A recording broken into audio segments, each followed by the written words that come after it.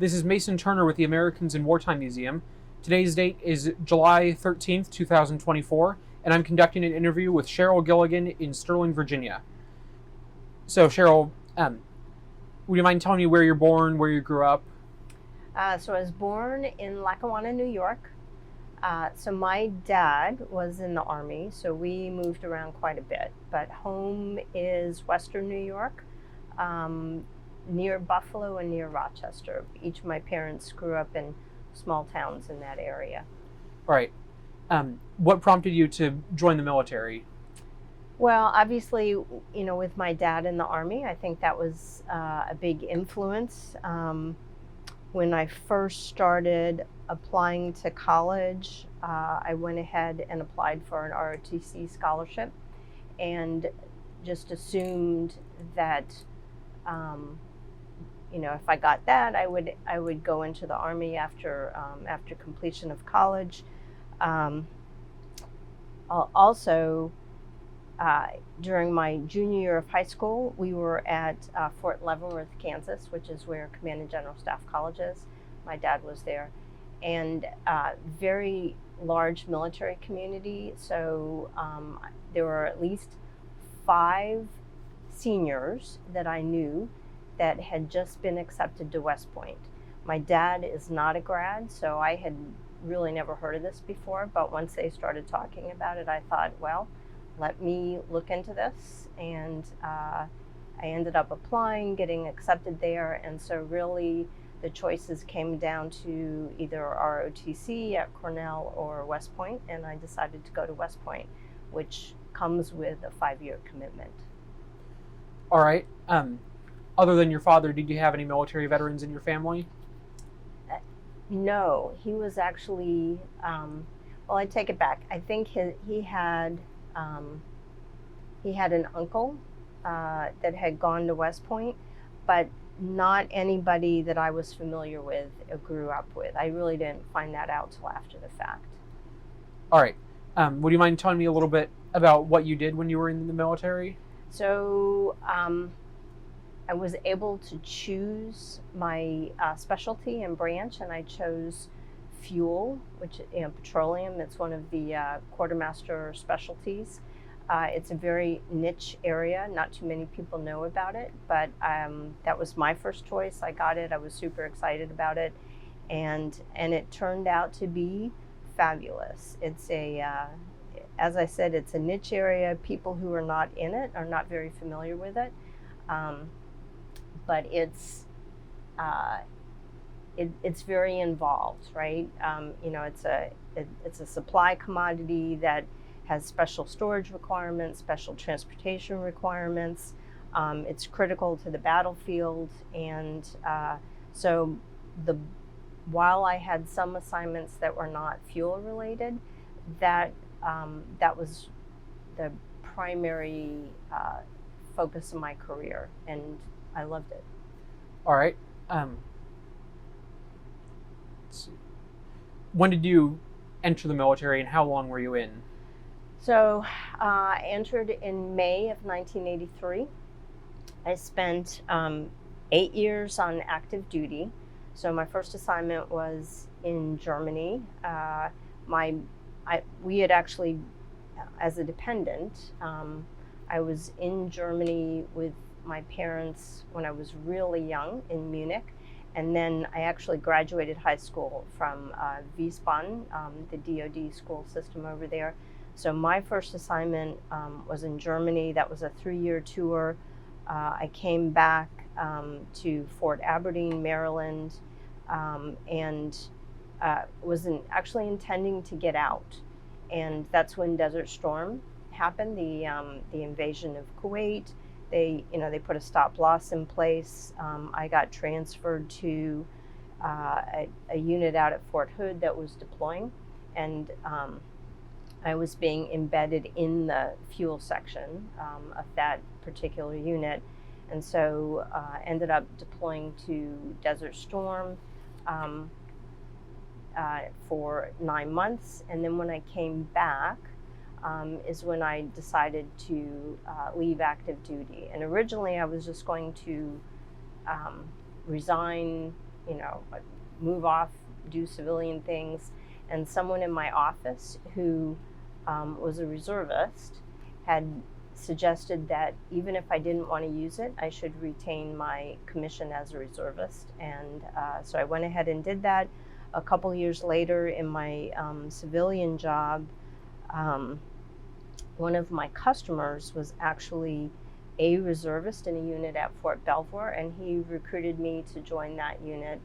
And so I ended up staying in the reserves until I retired after 28 years. Was that long enough to receive your pension?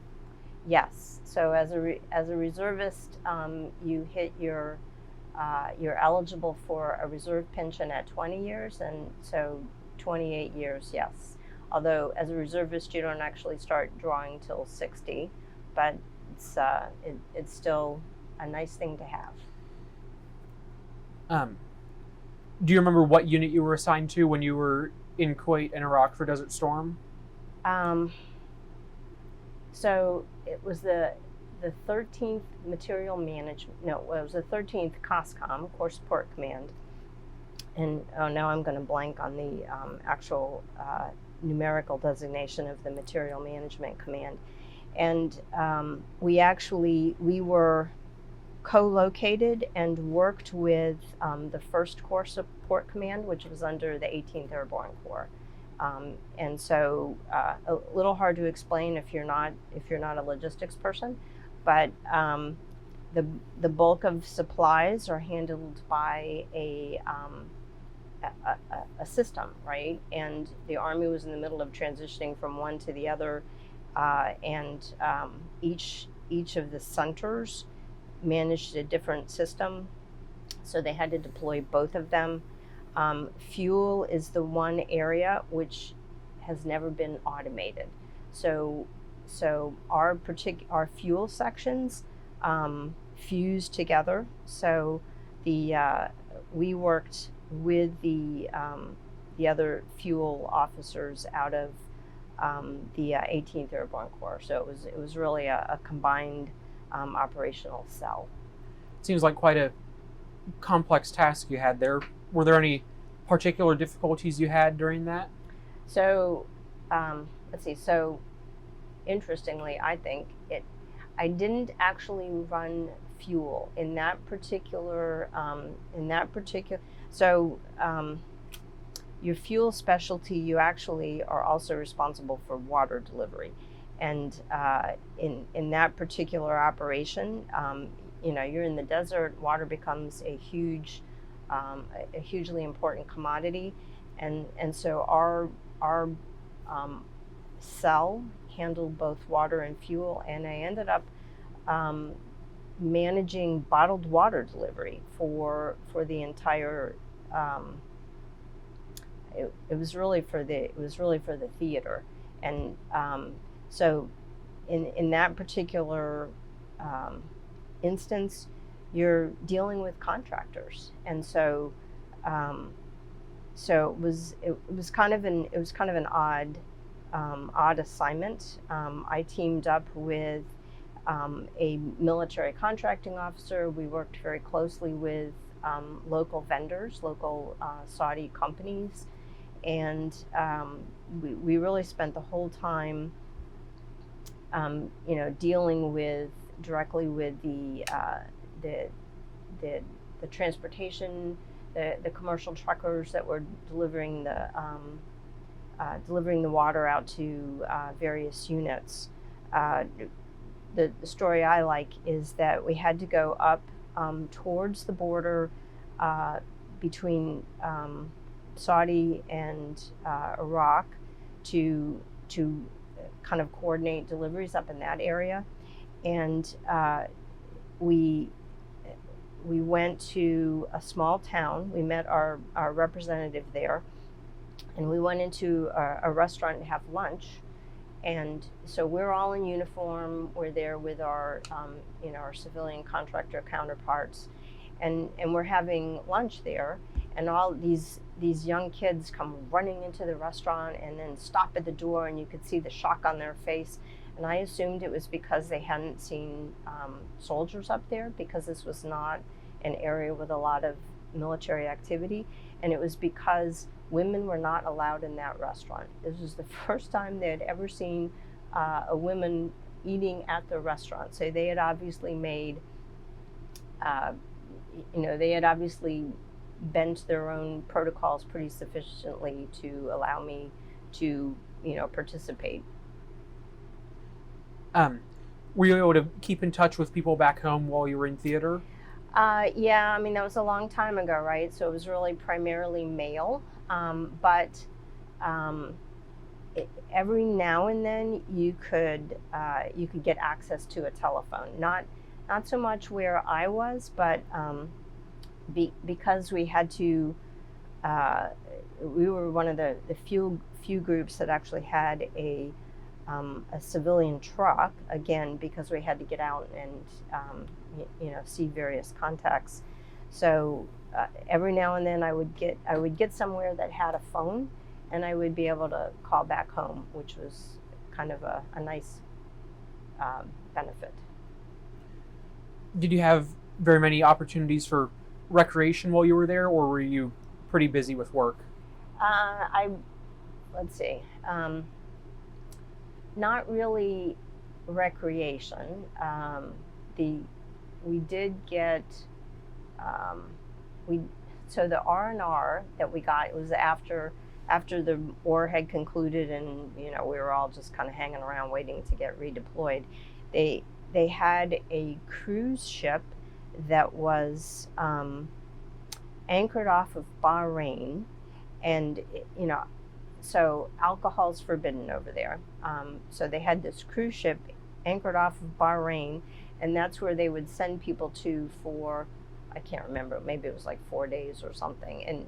And because it wasn't actually on land, they allowed alcohol. So that was kind of a huge deal.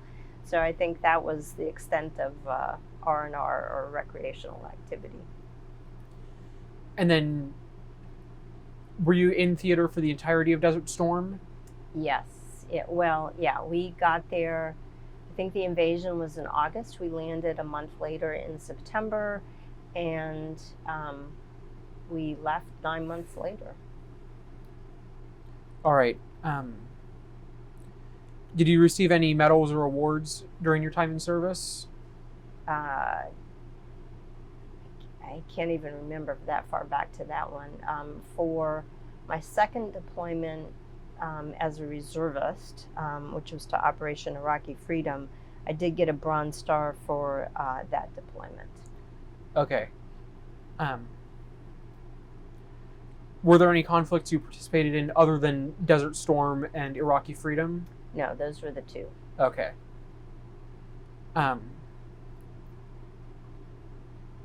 Let's see.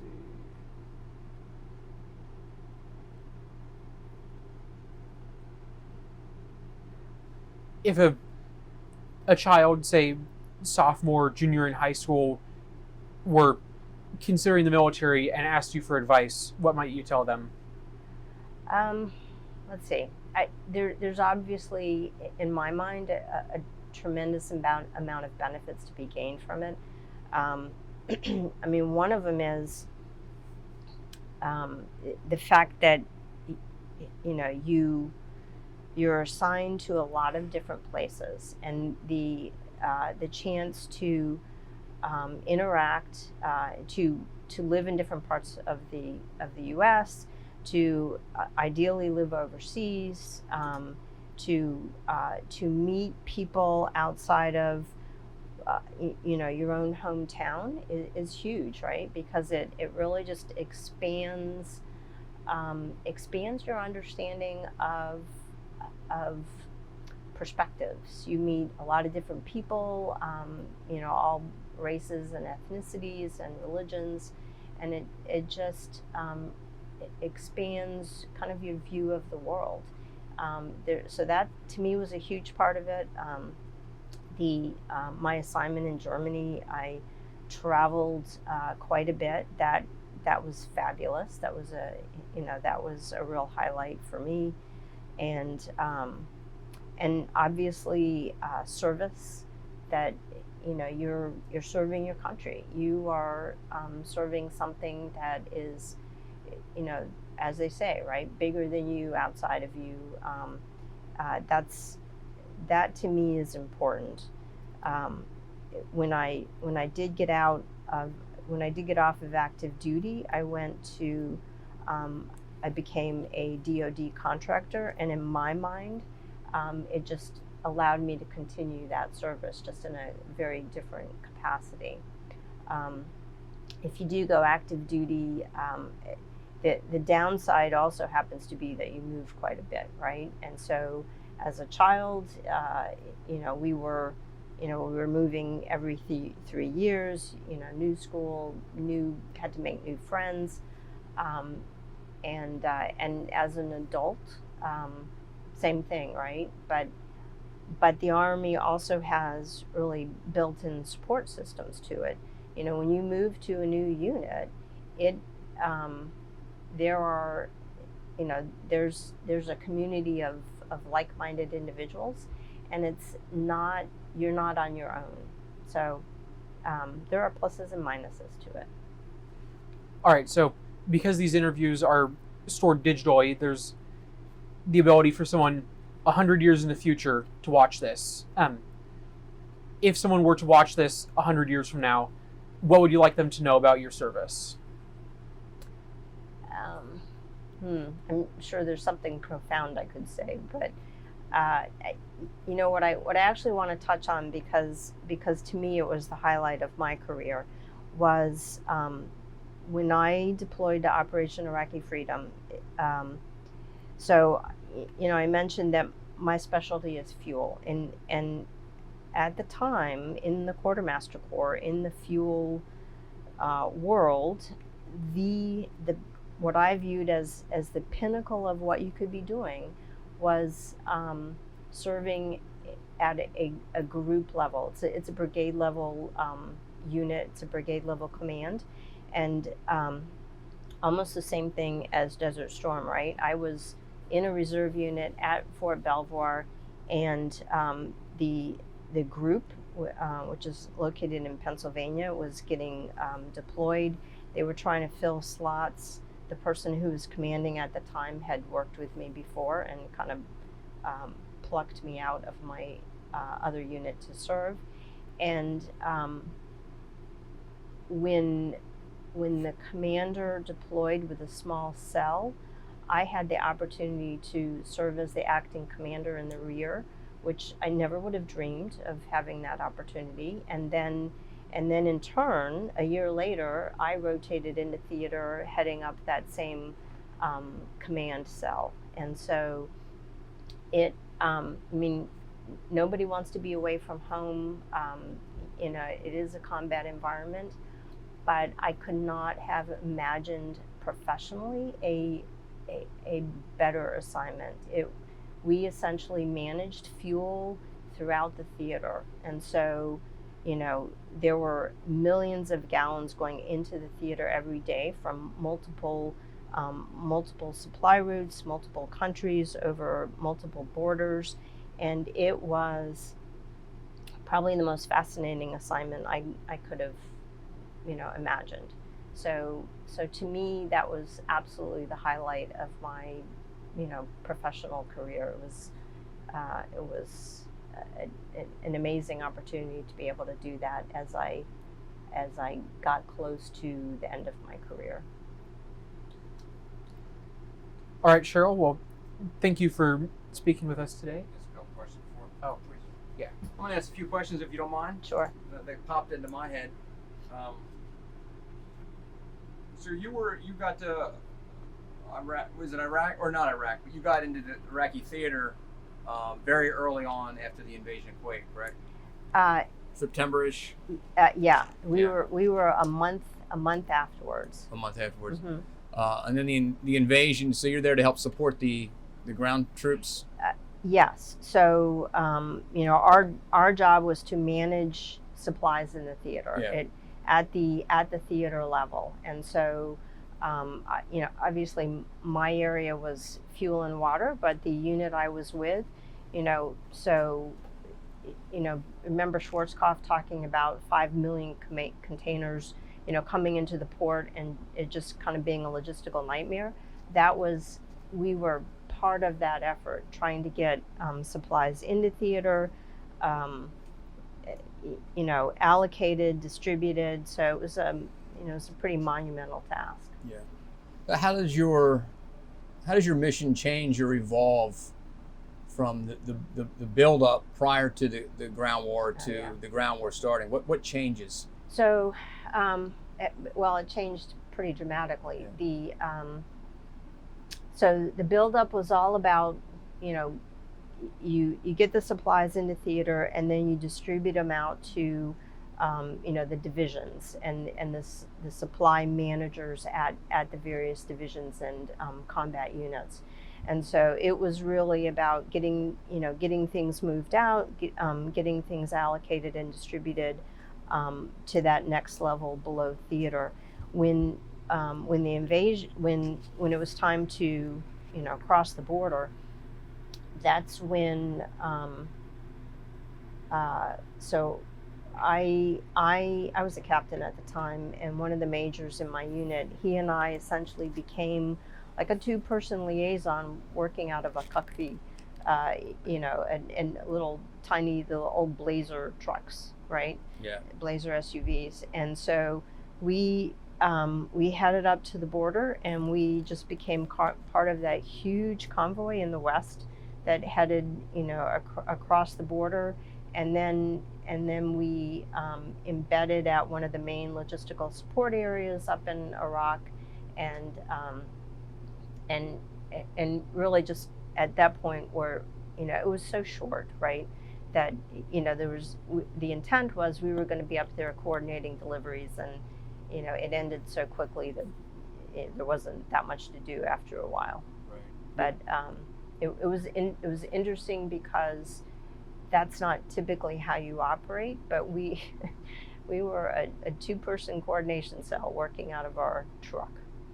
Right. So. Well, how long in advance did you get notice that the invasion was getting ready to happen? Well, days, weeks, hours? Let's see. The more interesting thing was, we knew there was going to be the air portion of the war, right?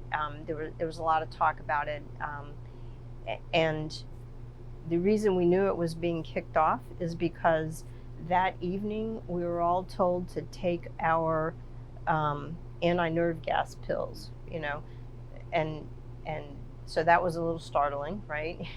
make sure you're taking your antidote pills. And then that evening, the air war started. The ground invasion, it took that buildup of moving units and moving supplies and staging everybody was pretty long and drawn out. So one morning you woke up and it was like, okay, you were already working out of a support area up close to the front, and it's one morning you wake up and it's like, get in your truck and we're joining this convoy and off we go. So your intent was to follow the ground troops as they go, yes. as they yes. made their way in the country. Yeah, there was just a huge logistical tail. Yeah.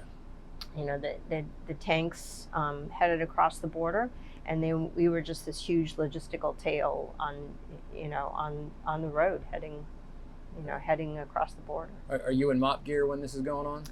We were not. I know the 24th Infantry Division, they were in MOP gear for like a month ahead of time, but we were not required to do that. And I mean, thank goodness, it's so hot over there. Yeah. That stuff is just so difficult to operate in. Yeah. What is the one thing that surprised you most about being in that combat environment? Something that maybe you expected to be a certain way and wasn't, or I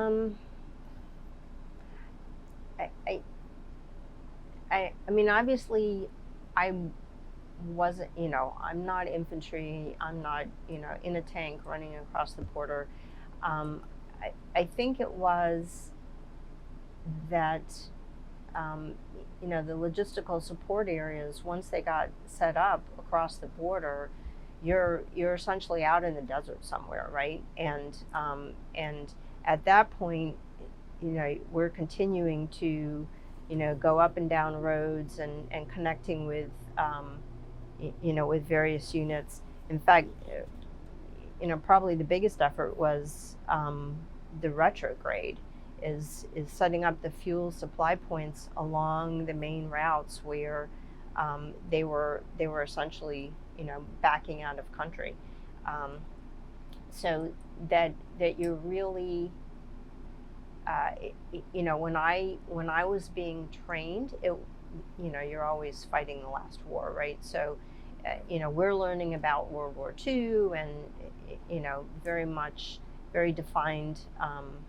very defined front lines, and that to me was one of the first instances where the logistical troops are smack in the middle, and you're just kind of hoping that someone's out there securing it. Right.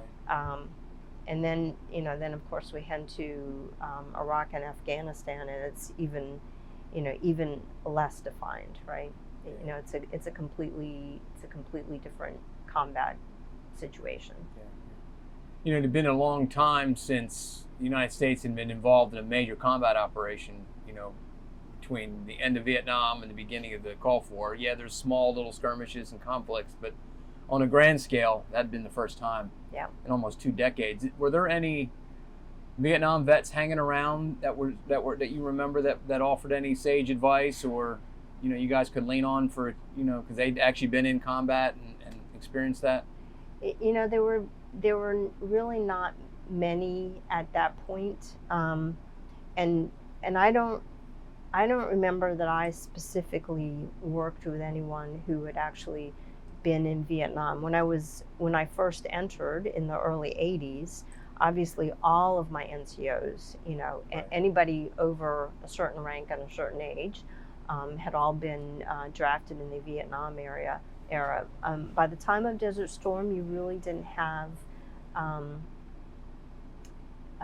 you didn't have that many people that you interacted with that had that experience, or they were so senior that they were well above the places I was working. And eventually you'd make your way back to Iraq for Operation Iraqi Freedom. Yeah. What are some differences, some changes that you recognize between the first time we're in Iraq and then the second time? So anything that stood out to you? Yeah. Well, so first I'll clarify that my unit was actually based out of Kuwait. Right. For Operation Iraqi Freedom. We were in Kuwait because that was a major fuel source, and so we were co-located with this really huge fuel supply hub, and then we were pushing the fuel up into Iraq, so my group was managing the fuel supply depots in Kuwait. We were pushing the fuel up to the first hub up in Iraq, and then we also had oversight of fuel coming in from other major supply routes. I think the difference is, or one of the main differences is the fact that you're no longer in the traditional warfare that you had grown up training towards. That everyone who's in Iraq is essentially surrounded by civilians and attempting to establish secure bases and operate out of it, and the convoys were so exposed. Right. Where were you on September 11th, 2001? So I was actually getting ready to move. My brand new husband and I had just bought our house in Sterling, out here in Sterling, and I had just finished selling my house in Arlington. The packers had come the previous day. The moving truck was there that day, and my home was, probably 5 miles from the Pentagon, and this is back before everyone had instant access to cell phones, and so it was my mom who called me and told me what was happening, and you really don't comprehend it, right? You just don't really understand what's happening, but you could hear the sirens, and we just became part of that huge exodus out of the DC area. I got in my car behind the moving truck and we headed out. When we got to the house, my husband was already there. We finally got a TV set up. The movers were like me; they didn't really know what was happening. We get a TV set up, and all of us are just glued to the TV, trying to understand the images that we're seeing. And so, yes, we remember exactly where we were on that day, as probably does everyone. Yeah. But it to that evening, turn on the TV, and that be the first time that you see those images. It's just, it was just really unbelievable. Yeah. Were you active duty at that time? No, I was a reservist. Reservist, at the time, yeah. but still attached to the military. Yes, and so yes, I mean, certainly what was going through my mind was, what might I end up needing to do, Right. and it wasn't till so then units went into Afghanistan, but it wasn't really until the invasion of Iraq that the reservists got called upon in huge numbers to deploy. It was 6 months after that invasion where the active duty realized, this is not sustainable for us, and the mobilization of reservists was just at a scale I don't think any of us would have imagined. Yeah. So. Yeah.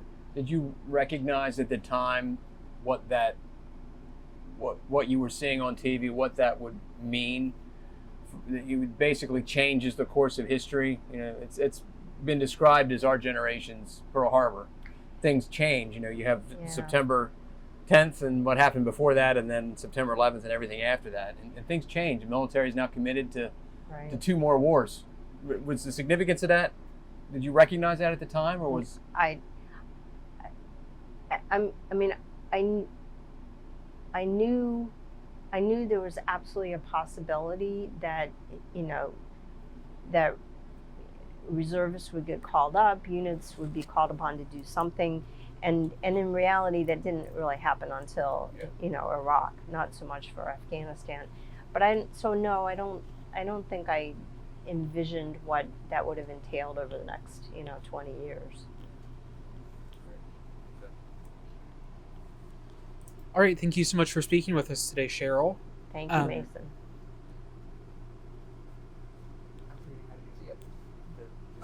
Thank you for your service. For sitting down. Yeah. Thank you for your service. Thank you for sitting down to talk with us today. And I hope you have a good rest of your day. Thank you. I appreciate the opportunity. Thank you. Appreciate that. Thanks.